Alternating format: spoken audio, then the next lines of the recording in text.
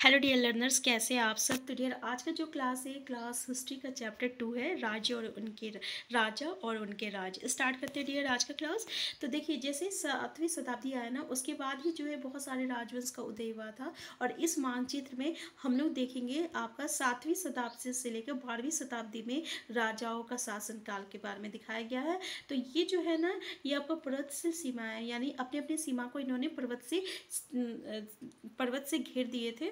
ठीक है, तो जैसे कि आप यहाँ पे देख सकते हैं, इंद्रप्रस्थ, कन्नौज, प्रयाग, बनारस। ठीक है, ये राजाओं का उस समय का शासन था।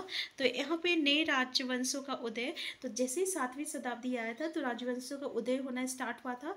तो राजा लोग जो है अपने मातहत या सामंत के रूप में मान्यता देते थे। ठीक है, तो उसमें उम्मीद की जाती थी कि राजा या स्वामी के लिए वो क्या लाते थे, उपहार लाते थे और दरबार में हाजिरी देते थे। ठीक है, और कुछ सैन्य सहायता भी देते थे। तो जब उन लोगों को अधिक सत्ता या संपदा हासिल होता था तो वो अपने आप को क्या कहते थे, महासामंत कहते थे। ठीक है, और महामंडलेश्वर कहते थे। महामंडलेश्वर मतलब होता है पूरे मंडल का महान स्वामी। तो ये अपने आप को महासामंत और महामंडलेश्वर कब घोषित करते थे, तो जब उनकी अधिक सत्ता और संपदा हो जाता था। ठीक है, यानी जब उनका अधिक कब्जा हो जाता था और वो अधिक मतलब कि संपत्ति हो जाता था, तब ये अपने आप को महामंडलेश्वर और महासामंत घोषित करते थे। कभी कभी वो अपने स्वामी के अधिपत्य से स्वतंत्र हो जाने का दावा भी करते थे। ठीक है, तो इस तरह का क्या एक उदाहरण जो है ढक्कन में राष्ट्रकूटों का था।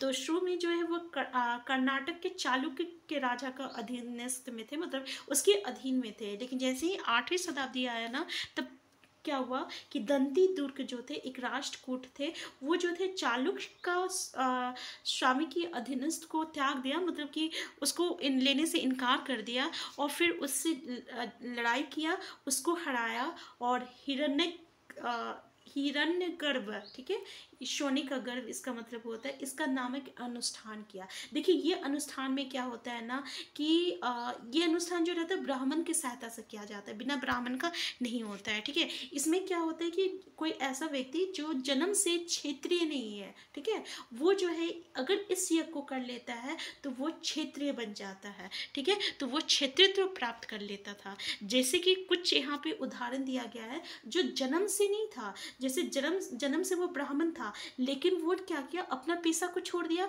ब्राह्मण का काम रहता है पूजा पाठ कराना, लेकिन ये अपना ब्राह्मण को अपना जो क्षेत्र था उसको छोड़ दिया और क्या उठा लिया, तलवार और शस्त्र उठा लिया। इस तरीके से वो राजा बन गया। तो इसके में कौन कौन सा है, जैसे कंदम मयूर सरमन और गुज्जर प्रतिहार हरिश्चंद्र। ठीक है, ये उदाहरण है। तो याद रखिएगा कि कौन से ऐसे राजा थे जो कि आपका मतलब कि अपने ई को छोड़कर क्षेत्रीय बन गए थे। तो वो कौन कौन थे, तो ये हरिश्चंद्र थे, गुज्जर प्रतिहार हरिश्चंद्र और कंदम मयूर सरमन थे।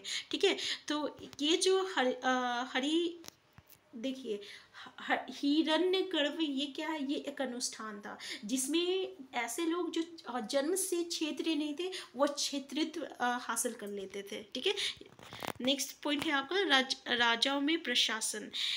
इन नए नए राजाओं में से कईयों ने महाराजाधिराज, राजाओं के राजा, त्रिभुवन चक्रवर्ती, 3 भवनों का स्वामी और इसी तरह के अन्य भारी भरकम उपलब्धियां धारण की। लेकिन इस तरह के दावों के बावजूद वो अपने सामंत और साथ ही साथ किसान, व्यापारी तथा ब्राह्मण के संगठनों के साथ अपनी सत्ता की साझेदारी करते थे। तो देखिए, जब इस समय जो है आपका राजा जो है, नए नए राजा लोग बनने लगे, ऐसे लोग जो क्षेत्रीय नहीं थे, लेकिन वो भी जो है अपना पेशा छोड़कर और क्षेत्र बन गए थे, राजा बन गए थे। तो वो जो है जब उन लोगों का संपत्ति जो है और सत्ता हासिल हो जाता था, तो वो अपने आप को बहुत सारा पदवी देने लगते थे। ठीक है ना, तो जैसे इसमें कुछ है आपका महाराजाधिराज, इसका मतलब होता है राजाओं का राजा, और त्रिभुवन चक्रवर्ती, जिसको हम लोग तीनों भवन का चक्रवर्ती कहते हैं। तो इस तरीके से उपलब्धियां जो है अपने आप को धारण कर लेते थे। ठीक है, तो इसमें क्या था, इस तरह के दावों के बावजूद, यानी वो जो है अपने समानतों और साथ ही साथ मतलब किसान, व्यापारी और ब्राह्मण के संगठनों के साथ भी अपना तालमेल या अपनी साझेदारी जो है रखते थे।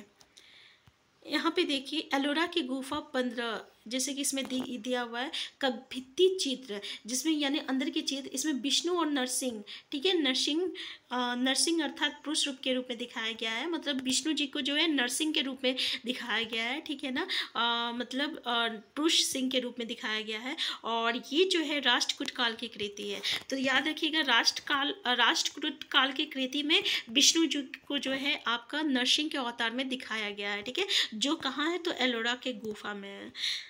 क्लियर है यहाँ तक। नेक्स्ट पॉइंट देखिए, इन सभी राजाओं में उत्पादकों अथवा और किसानों, पशुपालकों, कारीगरों से संसाधन इकट्ठा किए जाते थे। इनको अक्सर अपने उत्पादन का एक हिस्सा त्यागने के लिए मनाया या बाध्य किया जाता था। कभी कभी इस हिस्से को लगान मानकर वसूला जाता था, क्योंकि प्राप्त करने वाला भूस्वामी होने का दावा करता था और राजस्व व्यापारियों से भी लिया जाता था, ठीक है। तो देखिए यहाँ पे ना एनसीईआरटी की एक एक पॉइंट इंपॉर्टेंट है, कुछ कुछ चैप्टर जो है ना उसका एक एक पॉइंट को पढ़ना पड़ता है, ठीक है ना, क्योंकि कोई कोई बहुत ही मतलब कि उसकी एक एक पॉइंट यहाँ पे इंपॉर्टेंट रखता है।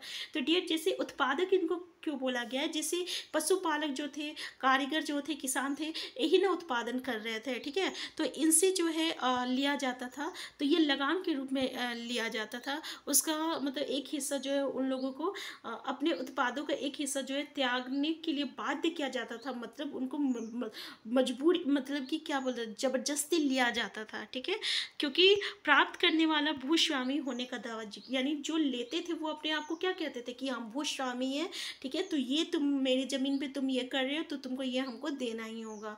और राजस्व व्यापारियों से भी लिया जाता था। अब देखिए ये आपका व्यापारी से भी लिया जाता था, ठीक है, लगान।